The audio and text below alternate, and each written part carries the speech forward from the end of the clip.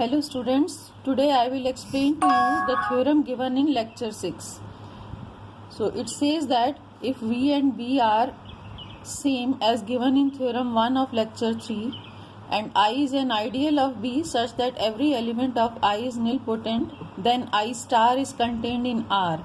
R is the radical of B star and hence I is contained in R. Now we prove this. So first of all, let us see what is the hypothesis given. V and B are as in theorem 1 of lecture 3. That means V is a finite dimensional vector space and B is a weakly closed set in LV. So we first look at this B star I star plus I star. This is a subset of the associative algebra B star. Now if we take this B star into B star I star plus I star, then you can see that it is clearly contained in B star I star and hence it is a part of B star I star plus I star. On the other hand, if we have B star I star plus I star into B star, then this becomes B star I star B star plus I star into B star, and we make use of the part 1 of the lemma. I star into B star is contained in B star I star plus I star. So when we substitute it here, this will be in B star I star plus I star. So this shows that whether we multiply B star I star plus I star with B star on the left hand side or on the right hand side, it will be always in B star I star plus I star. So that means B star I star plus I star is an ideal of B star. So now by induction we will show that B star I star plus I star to the power k is contained in B star I star plus I star to the power k for all integers k greater than or equal to 1. Now obviously this is true for k equal to 1. We assume for R and prove for R plus 1. B star I star plus I star to the power R plus 1, this is equal to this, and we replace for B star I star plus I star to the power R from here.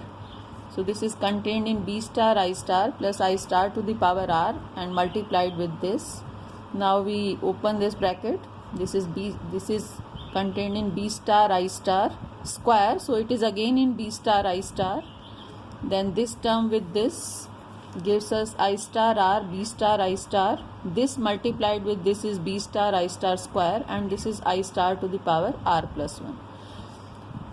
So this is B star I star, and for this I star R into B star, we again make use of part 1 of the lemma and replace this by B star I star R plus I star R. This is I star. Now this B star I star square is absorbed in this term, and this is I star to the power R plus 1. Now you can see that this is B star I star. This multiplied by this becomes B star I star R plus 1. So it is again a part of this. This is I star to the power R plus 1, and this is also I star to the power R plus 1. So by induction we have proved that B star I star plus I star to the power k is contained in B star I star plus I star to the power k for all positive integers k. Now the hypothesis says that every element of I is nilpotent. So by theorem 1 of lecture 3, I star is nilpotent. So some power of I star will be 0. We take the nth power, this is 0. And now B star I star plus I star to the power n. This will be in B star I star plus I star to the power n, which is 0. So it is just contained in B star I star. Then we take the n square power. So this will be in B star I star to the power n, and make use of part 3 of the lemma. Part 3 of the lemma. So this will be in B star I star to the power n, but I star n is 0. So what we get is that B star I star plus I star to the power n square is 0. That means B star I star plus I star is a nilpotent ideal of B star, and every nilpotent ideal is contained in the radical.